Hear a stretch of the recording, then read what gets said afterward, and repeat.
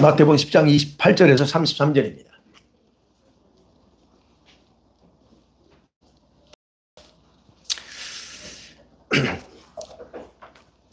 교독합니다. 제가 28절 읽습니다. 몸은 죽여도 영혼은 능히 죽이지 못하는 자들을 두려워하지 말고 오직 몸과 영혼을 늘 지옥에 멸하실 수 있는 일을 두려워하라.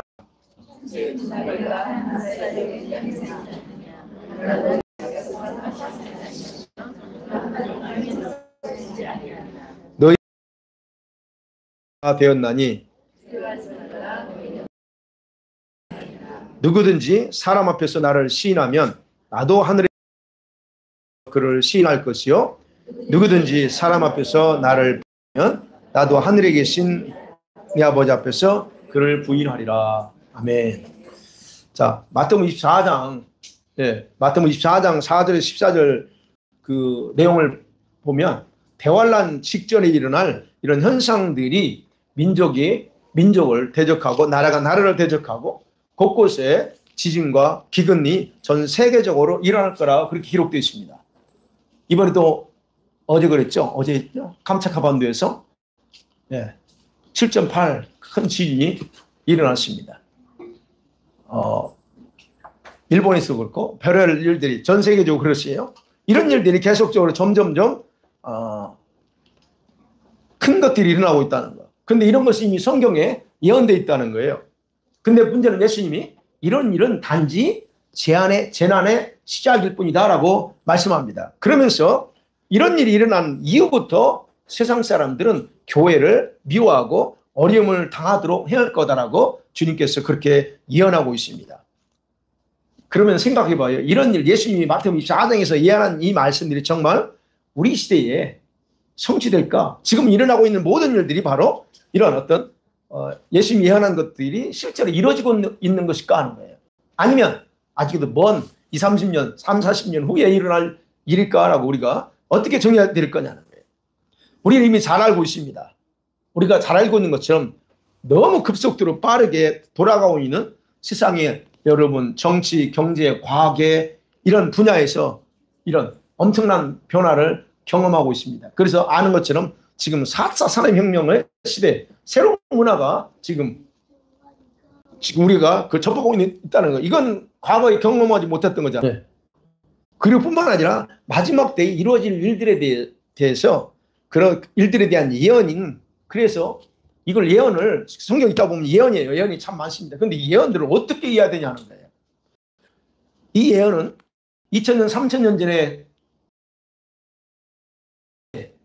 오늘날 이렇게 과학이 발달하고 경제 모든 분야에서 이렇게 발달한 시대에서 이 2000년, 3000년 전에 예언했던 내용 어떻게 해석해야 되냐는 거예요. 그래서 얘기하는 겁니다. 과거에 특별히 했던 예언들, 그게 특별히 마지막 때와 관련된 예언들은 이런 과학의 발달, 경제 부흥, 그 다음에 정치적 어떤 발전을 토대로 성취된다고 하는 사실을 우리가 인식할 필요가 있어요. 그냥 성취되지 않습니다. 예전에 제가 계시록 하면서 말씀드렸듯이 계시록에서 여러분 환상들이 나옵니다. 계시록 환상들은 과학의 발달이 없이는 해석이 안 돼요. 예를 들면요, 실제 성전, 예루살렘 성전이 건축된대요. 나옵니다. 성전이 나와요. 그리고 짐승의 표, 사람의 이마에나 손에 표를 박는데 이거는 짐승이 하는 거잖아요. 그럼 오늘 누가 표를 박습니까? 근데 이거는 그때 당시에 표였지만 이거는 과학의 발달로 해석하지 않으면 이게 해석이 안 돼요. 나팔재앙, 여러분 아시죠? 대접재앙, 이런 재앙들은 그렇다는 거예요. 이건 과학의 발달과 함께 되는 모든 현재적인 상황 속에서 해석하지 않으면 절대 불가능하다는 거예요. 더 나아가서는 여러분 적그리스도가 나타나서 활동한다고 그랬죠. 적그리스도의 정체를 보여주는 상징적인 환상들도 역시 정치, 경제, 문화 아니면 이런 어떤 과학의 발달로 해석하지 않으면 이해가 안 된다는 겁니다. 그렇기 때문에 모든 것들은 이 과거의 상징적인 내용으로만 적용해서 예언의 상징적으로만 적용해서 그건 다 예전에 있었던 상징이야라고만 해석해버리면 예언의 본질을 깨닫지 못하게 돼요. 그래서 현재 우리들이 살고 있는 이 시대를 정확하게 분별하지 못하면 앞으로는 온 세상에 닥쳐올 엄청난 일들에 대해서 역사적인 시각, 이 역사를 어떻게 바라봐야 될까에 대한 시각을 갖지 못하게 되는 겁니다. 그래서 얘기하는 거예요. 왜 그럼 우리가 이것을 알아야 되느냐 하는 거예요. 그건 앞으로 급변하게 세상에 일어날 일들은 대활 안에 전조현상이기 때문에 그래요. 그래서 우리가 알아야 된다. 그리고 성도들은 바로 이 시대정신, 마지막 시대정신에 맞는 믿음과 정신과 의식으로 무장해야 됩니다. 그래서 그런 부분에서 오늘 제가 세 가지로 생각하려고 합니다. 앞으로 다가올 일들에 대해서 우리가 대비해서 우리가 무장하고 우리가 준비해야 될 정신들. 첫 번째는요, 절대인내입니다. 절대인내 정신, 또 절대인내, 이렇게 표현을 글쎄요. 무장해야 됩니다. 여러분, 대환란이 다가오기 전에 세상은 정치, 경제, 문화, 사회 다방면에서 법적인 제한을 할 겁니다. 법적인 제한을 받으면서 개인의 자유, 종교의 자유 박탈당합니다. 그리고 앞으로 어렵고 더 힘든 시즌을 지나야 된다고 이미 마태복음 24장에서 예언하고 있습니다. 그리고 이러한 고난과 어려움을 제거해 주는 게 아니에요. 주님은 내가 너희들 다 보호해 줄 테니까 환난 없이 그렇게 말하지 않습니다. 제거한다고 말하지 않아요. 우리가 반드시 통과해야 될 하나의 과정이다라고 그렇게 강조하는 의미로 예수님이 뭐라고 하냐면 끝까지 견디는 자는 구원을 받으리라 그래요. 건져주지 않고 통과하래요. 그리고 거기서 끝까지 견디는 자만 구원을 받는다 말합니다. 자, 여기서 끝까지라고 하는 거예요. 끝까지는 마태복음 24장 5절에서부터 기록된 그런 여러 가지 재앙, 교회 박해, 고난, 어떤 교회 분열의 고난의 기간이 끝날 때를 말합니다. 그리고 견딘다고 하는 헬라어는 히포메이나스라는 단어예요. 이게 뭐냐면 굳게 선다는 거예요. 참아내다라고 하는 뜻이에요. 그러니까 여기서 그 뜻은 단순히 수동적으로 에이 참아야지 이걸 그래서 참는다는 단어가 아닙니다. 그 고난 속에서도 자기 믿음과 희망을 저버리지 않고 끈기 있게 견디어서 승리를 쟁취한다 하는 의미예요. 그게 그 단어가 견딘다고 하는 거예요. 어쩔 수 없이 견디는 게 아닙니다. 그래서 견디는다고 하는 단어가 이제 명사가 인내라는 단어, 그게 히포모네라는 단어예요. 명사 같은 단어에서 나온 건데 명사는 히포모네예요. 그리고 이걸 합성합니다. 히포는 아래라고 하는 뜻이에요. 모네라고 하는 머물다는 거예요. 아래에 머물다는 거예요. 그러니까 여기서 단순히 참는 것을 넘어서 환경이 어려워도 긍정적이고 적극적으로 끈기를 갖고 행동하면서 견디는 마치 믿음 아래 또는 주님 아래에 머물러 있는 상태를 가리킬 때 쓰는 단어예요. 아래에 머문다는 게 뭐예요? 그래요? 그거예요. 또는 그리스도의 말씀과 자기 믿음.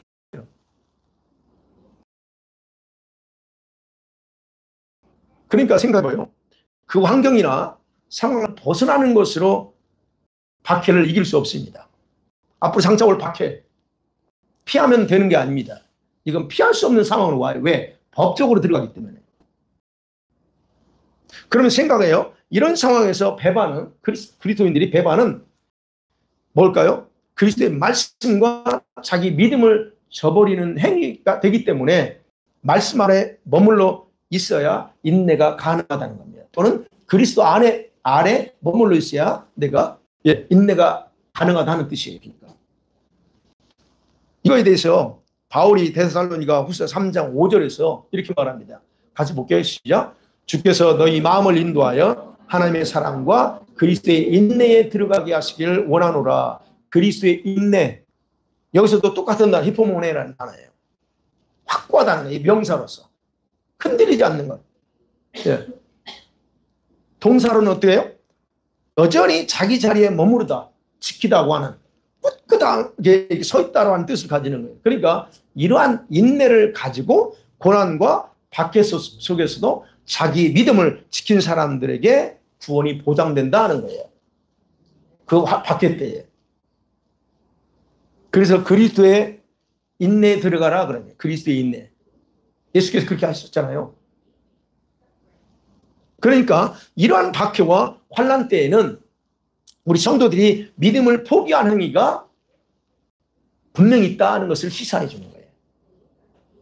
그 환난 속에서 보여주고 배반 안 하게 한다는 게 아니고 거기서 배반할 자들이 있다는 걸 얘기한다는 얘기예요. 그래서 세상 끝날에 해당되는 이때는 초대교회 박해가 얼마나 심했습니까? 그때처럼 그리스도를 배반한 일이 쉽게 일어날 거예요. 그래서 주님께서는 환난 시대에는 단순히 믿는다는 그런 고백을 통해서뿐만 아니라 그 믿음의 고백 위에 인내가 구원을 보장한다라고 그렇게 말씀합니다. 물론 지금은 인내가 없어도 구원은 받을 수 있어요. 박해가 없으니까. 인내는 그냥 남편 힘들게 하면 그냥 참고 내가 아니 이걸로 생각하죠. 이게 인내라고. 아니요. 이건 게임이 안 돼. 박해 때는 그런 게임이 안 되는 인내예요. 그러니까 인내는 구원과 직결되어 있다는 거예요. 그래서 주님 말씀에 근거하면 환난 때의 인내는 우리의 구원과 상관이 없는 게 아니에요. 직결되어 있다는 거예요. 여러분 성경에서 인내와 같은 의미로 이해할 수 있는 단어가 성령의 열매 중에 하나가 뭔 줄 아시죠? 뭐죠? 성령의 열매 중에 오래 참음. long suffering, 영어로 long suffering입니다. 그 헬라어 단어는 마크로디미아라고 하는 단어인데 이건 좀 달라요. 이 포문에요 달라. 뭐냐면 다른 사람한테 학대를 당하거나 억울한 일을 당해도 분노를 나타내고 싶은데 즉시 나타내지 않고 오래 기다려주는 거예요. 남편이 막 속상한데 그냥 폭발시키지 않고 참는 거. 이때가 오래 참음이에요. 이게 바로 성령의 열매예요. 그거. 그래서 오래 참음은 사람들을 향한 마음이에요. 나를 힘들게 하는 남편 죄송합니다. 나를 힘들게 하는 남편을 향해서 내가 그냥 이게 오래 참음이지만 인내는 뭐냐면 괴롭히는 사물이나 어떤 고난을 향하는 마음이요. 그 마음 가지고 인내하는 거. 이게 차이점이에요. 같은 의미는 있지만. 그래서 성경에서 그 외에도 우리가 성경에서 인내라고 하는 단어를 생각할 때는 여러 가지가 있어요. 장기간의 어려운 상황에서도 그게 참는 거. 분노와 짜증 참는다. 이것도 역시 오래 참는 거예요. 하나님을 향해서 원망하는 게 아니고 이것도 여러분 오래 참는 것이 또 인내라고 하는 편에서 이렇게 같은 의미로 이해할 수는 있습니다. 그러나 예수께서 마지막 날에 끝까지 인내하라고 하는 그 말씀은 박해나 환난 당할 때의 고난 중에서도 견뎌내는 것을 말합니다. 그럼 얘기하는 거예요. 우리에게 지금 필요한 게 뭐냐? 물론 일상생활에서 부딪히는 일 속에서 인내하는 것도 필요하지만 지금 우리에게 절실하게 훈련되고 무장되어야 될 게 바로 잠깐 다가올 그런 환난과 박해 때에 대비해서 인내를 훈련해야 된다는 겁니다. 여러분 대환란 직전에 성도들이 교회들이 받을 박해는요 대환란과는 다릅니다. 대환란 직전에 당할 거하고 대환란 들어가서 당하는 건 달라요. 그러면 박해는 신앙을 지킬 것인가 혹은 타협할 것인가 아니면 배반할 것인가와 연결되어 있어요. 그럼 굉장히 편한 상황은 아니라는 위협적인 상황이 있다는 거예요. 그 상황이. 자, 그런 상황에서의 박해는 뭐와 연결되어 있어요? 자기 생명과 연결되어 있습니다. 또는 자신의 인격과도 연결되어 있죠. 그건 아니면 주님과의 관계도 있어요. 그때 내가 그걸 부정해야 된다는 거예요. 그 상황에서. 부정할 거냐? 그냥 안 할 거냐? 하는 거예요. 자, 그럴 때, 그래서 단순히 그럴 때, 그런 순간이 될 때 단순히, 억울하지만 내가 참자. 라는 심정으로 우리가 참는다고 해서 박해가 끝날 때까지, 그 박해가 끝날 때까지 내가 인내할 수 있을까? 여러분 어떻게 생각하세요? 참는다 해서 그 박해 속에서 여러분 인내가 될까 하는 거예요. 그렇기 때문에 예수께서 말씀하신 인내는 근성하고 끈기가 겸해져야 됩니다. 근성이 있어야 돼요, 여러분. 그리고 끈기도 있어야 됩니다. 왜냐하면 박해시기는 자기 영혼 구원의 여부를 결정하는 순간이기 때문에 그래요. 믿음이 없어서 구원 못 받는 게 아니고 인내가 없어서 구원을 놓칠 수 있는 상황이기 때문에 여기서 근성, 끈기가 같이 겸해져야 된다는 겁니다. 여러분 보세요. 근성하고 끈기는 어떻습니까? 시련을 주는 상황들에 대해서 인내로 반응하는 거예요, 내가. 그리고 하늘에 대한 소망이 있잖아요. 그러니까 그 상황에서 하늘이라는 소망이 있어. 그러니까 이와 같은 인내는 그래서 우리가 일반적으로 말씀하고 기도를 통해 준비할 수 있습니다. 그런데 그것까지만 다 되는 게 아니고 여러분이 실제 삶 속에서 당하는 고난, 어려움의 과정을 지나면서 훈련되어지는 성품이기도 합니다. 그래서 여러분들이 지금 살면서 이런저런 부딪히는 문제 속에서 여러분이 뭘 하나 어떤 성품을 길러야 되냐? 바로 이 인내를 기르는 성품이에요. 인내를 길러야 된다는 거예요. 끈기를 길러야 된다. 툭툭 하지 말고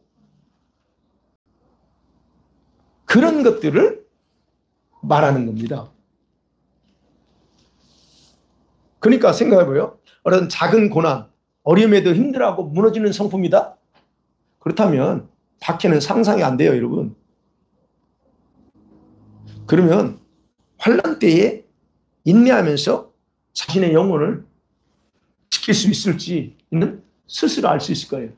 내가 이 상태를 내가 지킬 수 있을까? 여러분 판단해봐요. 스스로. 여러분 스스로가 자신의 인내와 끈기, 근성의 상태를 한번 여러분 다 잘 알고 있죠.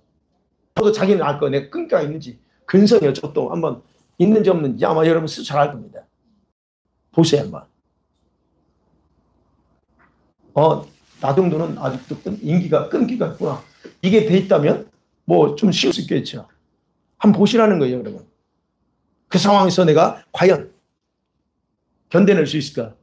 없다면 훈련하셔야 되고 그 성품으로 하나의 절대 인내는 성품을 가져야 된다는 거예요.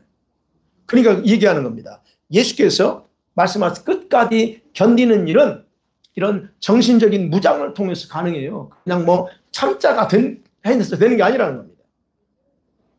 그래서 절대 인내의 정신은 여러분 그 인내 정신으로 자신의 근성을 키워야 되고 그러면서 일사각오 죽으면 죽겠다는 일사각오의 정신으로 주님을 향한 사랑의 마음을 지키겠다는 훈련을 지금부터 하셔야 됩니다. 왜냐하면 마지막 때에 수많은 교회와 성도들이 주님을 배반할 거라고 그렇게 성경에 예언되어 있기 때문에 그래요. 그 대상에서 내가 포함될 가능성이 없다면 좋은데 나도 하나의 사람이고 나도 성도예요. 그럼 나도 거기에 포함될 수 있다는 거예요. 그렇기 때문에 지금 준비해야 된다는 겁니다. 두 번째 생각은 철저한 신뢰입니다. 하나님에 대한 철저한 신뢰하는 정신, 믿음입니다. 성경에 오직 믿음으로만 구원받는다고 하는 슬로건이 있었어요. 그게 종교 개혁자들의 모토였습니다. 바울이 강조한 구원의 핵심이기도 합니다. 오직 믿음으로 구원받아. 그래서 오직 믿음으로 구원은 절대 진리요. 맞습니다. 그러나 이러한 믿음의 기본 근거는 뭐냐? 하나님에 대한 철저한 신뢰도라고 하는 거예요. 내가 하나님을 신뢰하느냐 못하느냐에 따라서 내 믿음의 믿음의 상태가 드러나요. 다시 말하면 내가 하나님을 얼마나 신뢰하느냐에 따라서 여러분의 믿음이 나타난다니까요. 삶 속에서. 하나님의 신뢰가 없기 때문에 실제 삶 속에서 어린당하면 무너지거나 어린당하면 투덜투덜하는 거예요. 믿지 못하는 겁니다. 여러분 구약성경에서 하나님과의 실제적인 관계 속에서 지속적으로 이스라엘 백성들의 강조한 것이 뭘 줄 아세요? 여호와를 신뢰하라 했어요. 여호와를 신뢰하라. 이사야 26장 3절 4절에서 볼게요. 시작. 주께서 심지가 견고한 자를 평강하고 그가 주를 신뢰함이니라. 너희는 여호와를 영원히 신뢰하라. 주 여호와는 영원한 반석이로다. 예. 여호와를 영원히 신뢰하라. 왜? 그분이 반석이에요. 그리고 저렇게 신뢰하는 마음의 심지, 이 심지가 견고한 자는 주님이 평강하고 또 평강 더블 평강으로 지킨데 왜? 그가 주님을 신뢰하기 때문에 그 속에 모든 게 다 들어있어요. 그러니까 결국 이 말씀 속에서 우리가 생각한 게 이스라엘 백성들이 전쟁이나 위기 상황에서 자기들의 능력에 하나님을 의지하지 못합니다. 그리고 이웃나라 군사 사람들을 의지하는 경우가 참 많았어요. 우리가 아는 것처럼 그들은 출애굽 때 10번의 엄청난 초자연적인 기적을 경험했어도 그들의 문제는 뭐였습니까? 하나님을 신뢰하지 못하고 불순종하는 거예요. 여러분, 오늘날 성도들이 그렇습니다. 다들 하나님 믿는다고 말하는 사람들이 주님의 말씀에 불순종하거나 두려움을 갖게 되는 내면의 오해나 신뢰함이 없기 때문에 신뢰함이 없다는 거예요. 그게 사실입니다. 하나님을 철저히 신뢰하지 못하는 이유 중에 하나가 하나님은 눈에 안 보여. 우리 눈에 안 보여. 안 보이니까 일단 말은 믿는다고 말하지만 안 보이니까 신뢰가 잘 안 됩니다. 또는 실제로 하나님의 능력을 체험하지 못했거나 그분에 대한 무지함 때문에 이렇게 그럴 수 있습니다. 여러분 보세요. 하나님 진짜 체험했어요? 진짜 하나님 만났어요? 그런데 왜 그분에 대한 신뢰가 부족할까 하는 거예요. 이사야 41장까지는 이사야에서는요 41장까지에서 강조하는 핵심 중에 하나가 있습니다. 그 이사야 선지자를 통해서 사람이나 군사의 많고 적음을 의지하지 말고 여호와를 신뢰하라. 그리고 그 여호와를 앙망하면 새 힘을 주겠다는 게 41장까지의 핵심이라고 할 수 있어요. 사람 의지하지 마 그럽니다. 나만 의지하고 나만 바라보라 합니다. 그리고는 하나님은 다음과 같이 이스라엘 백성들에게 힘있게 용기를 주는 게 여러분 잘 아는 암송한 이사야 41장 10절 말씀이죠. 시작. 두려워하지 말라. 내가 너와 함께함이라. 놀라지 말라. 나는 힘이 됨이라. 내가 너를 굳세게 하리라. 참으로 너를 도와주리라. 참으로 나의 의로운 오른손으로 너를 붙들리라. 아멘. 두려워하지 말아요. 왜? 신뢰함이 없어. 그러니까 두려워하는 겁니다. 여러분 오늘날 성도들은 정말 하나님을 신뢰한다는 사실을 잘 알고 있어요. 여러분 우리 다 알고 있습니다. 그런데 실제 삶의 현장에서는 그 반대로 살아가는 경우가 참 많아요. 모순적인 부분이죠. 물론 누구나 다 그렇습니다. 그리고 실제 그러고 싶지 않아.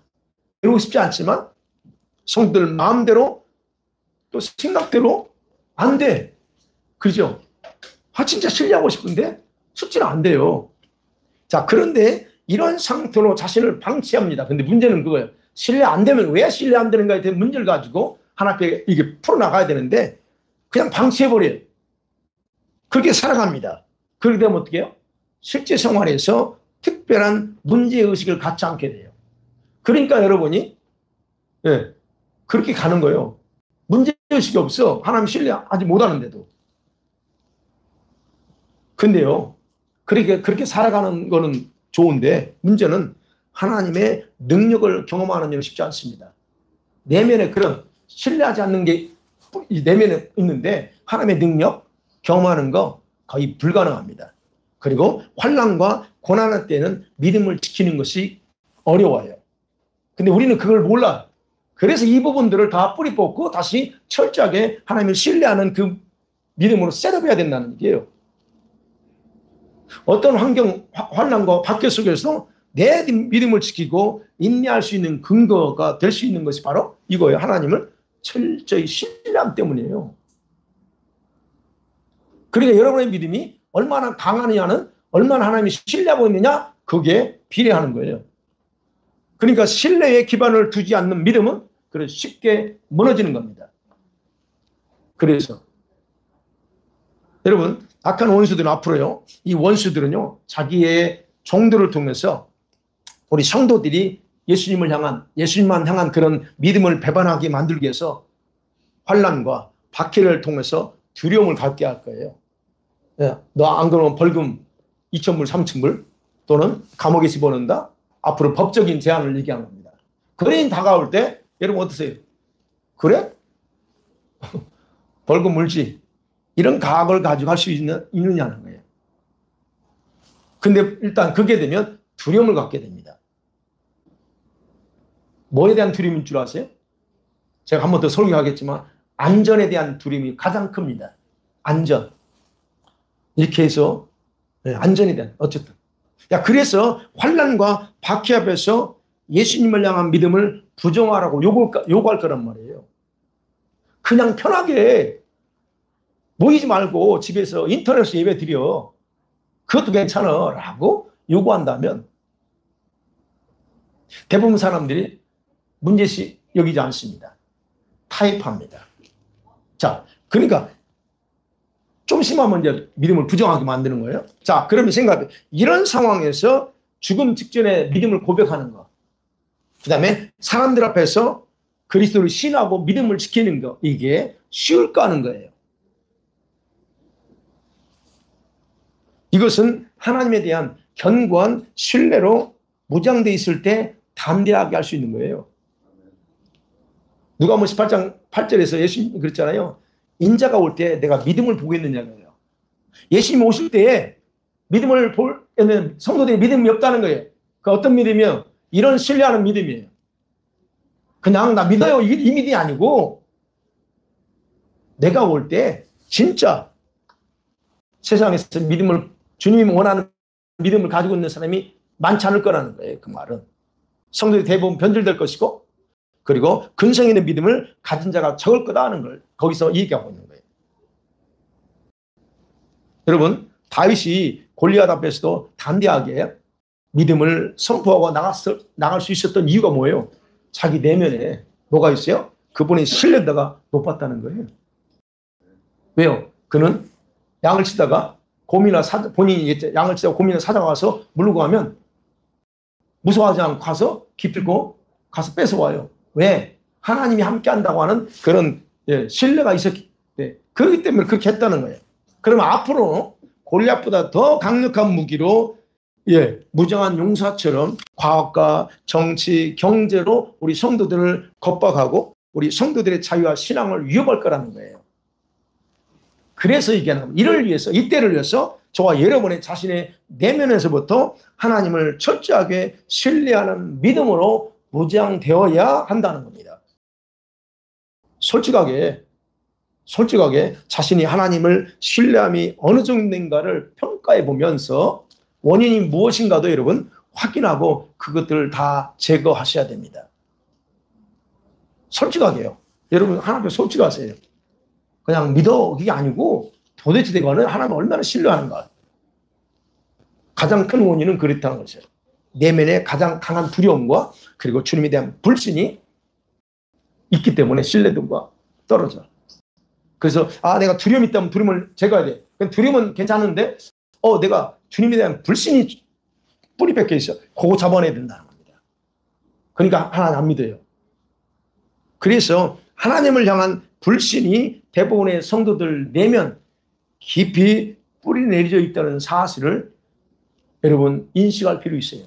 나는 불신하지 않는데 아니요. 거의 다 있어요.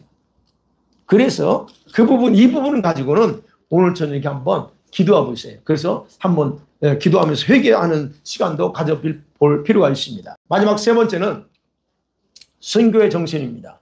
순교. 오늘 본문에서 예수께서 우리들에게 정확하게 가르쳐 주는 게 뭐냐면 누구를 두려워할 것이냐 하는 거예요. 우리 성도들이 두려워할 대상이 누구냐는 거예요. 나를 위협하는 저 사람들이냐 아니면 사람의 영혼도 죽여서 지옥을 보낼 수 있는 하나님이냐 하는 거. 둘 중에 누구냐 하는 거. 그 두려움의 대상을 정확하게 이해하라고 하는 것이 오늘 본문의 말씀이에요. 참새 한 마리도 떨어지는 거 주님이 허락하지 않으면 떨어지지 않아. 우리 머리까지 다 세신 그 하나님, 그분을 두려워할 거냐?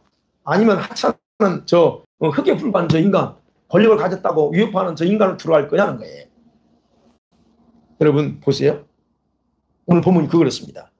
인내하지 못한다거나 오직 믿음이 아닌 타협하게 되는 근본 이유는 하나님을 두려워하지 않기 때문이에요. 두려움이 없어 함에 대한. 그래서 오직 하나님 외에는 두려움의 대상을 가져서는 안 된다는 겁니다.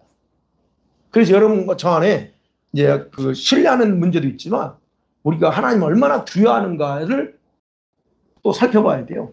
하나님을 두려워하지 않으니까 겁대가리 없이 자꾸 하나님께 이 사태질하고 하나님이 안 도와줬다고 그런다고. 하나님이 안 도와준 게 아니라니까. 왜? 하나님에 대한 두려움이 있기 때문에. 물론 이제 그 어린아이 같은 그 신앙을 가진 사람들은 또 하나님이 이해를 하셔요. 그러나 제가 기본적으로 얘기하는 거예요. 하나님 앞에 겁 없이 말하지 함부로 말라는 거예요. 그게 하나님에 대한 두려움이 없다는 거예요. 그걸 오늘 나오잖아요. 하나님은 몸도 죽여. 우리 생명도 오늘 걷어가 보니 끝나지만 그 영혼도 지옥에서 죽일 수 있는 분이요. 왜? 우리 영혼의 창조자시니까. 그래서 얘기하는 겁니다. 마지막 때에는 성도들이 대중 앞에서 예수님과 32, 33절 그렇죠? 자신과 어떤 관계인가 이런 것을 내 입으로 자기 입으로 정확하게 신해야 될 때가 온다는 거예요. 그 책임이 우리한테 있다는 거예요. 그래서 누구든지 사람 앞에서 나를 신하면 나도 아버지 앞에서 천사들 다 신한다고 합니다. 여러분, 우리 성도들은요, 믿음을 지키고자 박해를 당할 것이지만, 그러나 중요한 것은 성령께서 도우십니다. 그 부분에 대해서는 걱정하지 않으셔도. 왜냐하면 지금 16절 이하의 부분은 그래요. 성령께서 걱정하지 마. 그때 성령께서 도우시어 라고 말을 합니다. 그렇지만 뭐라고 그래? 22절에 끝까지 견디는 자가 구원 얻어 얘기합니다. 여기서는 똑같이 나옵니다. 끝까지 견디는 자, 미움을 받을 것이지만 끝까지 견디는 자가 구원받는다 말하는 거예요. 그러니까 그렇게 말씀하시는 그런 상황에서 여러분 그렇게 말씀하시고 나서는 그런 상황에서 이 믿음을 지킬 수 있는 방법은 뭐냐? 두려워할 대상을 정확하게 아는 것도 아니에요. 두려워할 대상 사람이 아니고 하나님이라는 걸 기억하라. 그때 너가 살 수 있다는 얘기입니다.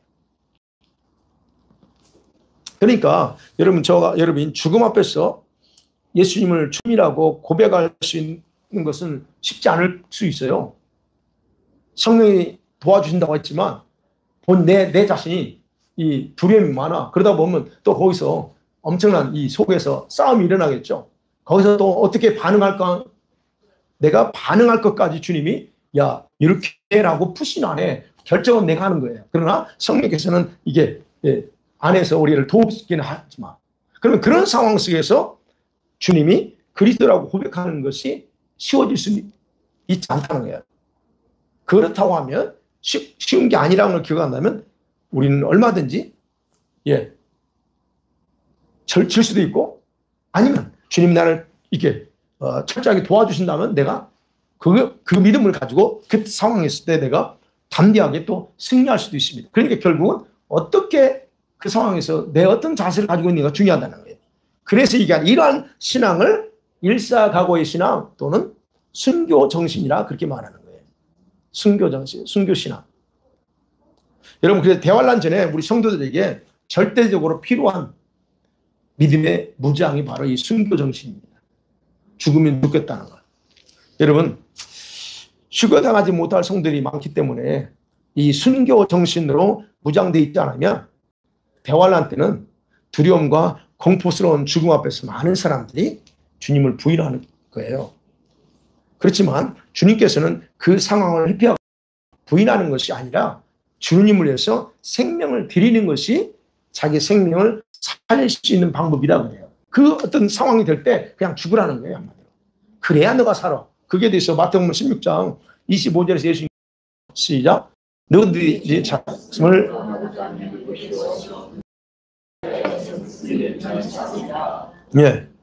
그 상황이 되면 죽으래요. 그래야 영원한 생명 얻는다는 겁니다. 우리가 에스더서의 주인공 에스더죠. 에스더가 한 유명한 그 고백 있잖아요. 내가 죽으면 죽으리라. 여러분 이게 바로 순교 정신이에요. 내가 죽겠다는 거예요. 근데 죽을 것 같은데 안 죽어. 에스더 알잖아요. 안 죽어요. 그러니까 여러분 이런 죽으면 죽으리라는 순교 정신을 가진 사람만이 대환란 때에 생명을 얻을 수 있다는 거예요. 그래서 순교 정신은 평안한 시대보다 고난과 박해 때에 절실히 필요한 믿음입니다.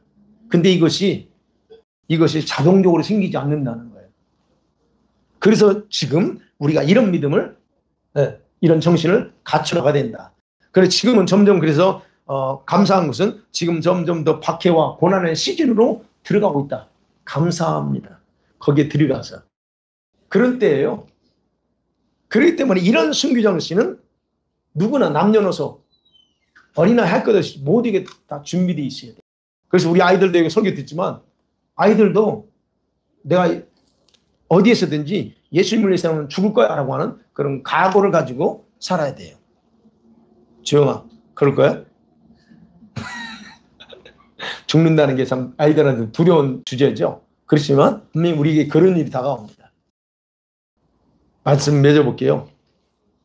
대환란의 서막이 시작되는 시즌이에요. 제가 그래서 이번 나팔절을 중요하게 생각하는 이 중에 하나예요. 자, 우리가 그 시즌을 들어갑니다. 자, 이럴 때에 대비해서 우리들은 새로운 믿음의 정신으로 무장해야 된다는 거예요. 지금은 장래에 일어날 일을 대비하고 신앙생활에 될 때지 그냥 5년 전, 10년 전 신앙 가지고 갈 때가 아니에요. 그래서 지금 거기에 대비해서 신앙생활을 할 수 있도록 주어진 기회라고 우리가 생각하셔야 됩니다. 대환란 때는 단순히 굳은 결심, 내가 죽지 뭐, 이 굳은 결심이나 각오로 그런 각오로 위험을 벗어날 수 있는 때가 아니에요. 그래서 얘기하는 겁니다. 지금부터 저와 여러분, 저도 마찬가지예요. 저와 여러분이 자신의 믿음과 정신을 대장부처럼 준비하자면 휴거되지 못할 성도들은 진짜 엄청난 후회하게 되는 일을 당하게 될 거라는 거예요. 여러분과 제가 휴거될 거라고 확신합니다만 그러나 또 휴거될 거니까 뭐 걱정 없어. 그냥 또 이렇게 막연하게 기대하기보다는 유비무환하는 것이, 미리 준비하는 것이 지혜로운 성도입니다. 우리 아이들도 마찬가지. 아이들도 흰 옷 입다 할지라도 몰라. 아무도 지금까지 어떻게 애들이 살면서 어떤 그런 보장은 주님은 아시겠지만 그런 부분에서 우리 아이들도 준비해야 돼요. 내가 휴거되지 못할 거에 대해서 대비해서 준비해야 된다는 거예요. 그게 지혜롭다는 겁니다. 그래서 준비할 게 뭐예요? 철저히 하나님을 신뢰에 기초한 믿음, 그리고 인내를 키우고, 그리고 죽으면 죽으려고 하는 그런 순교의 정신으로 자기 자신을 견고하게, 성품도 그렇고 내면도 그렇고 견고하게 준비하는 축복이 있는, 정말 축복받는 우리 성도들 모두가 되기를 주의 이름을 간절히 축원합니다.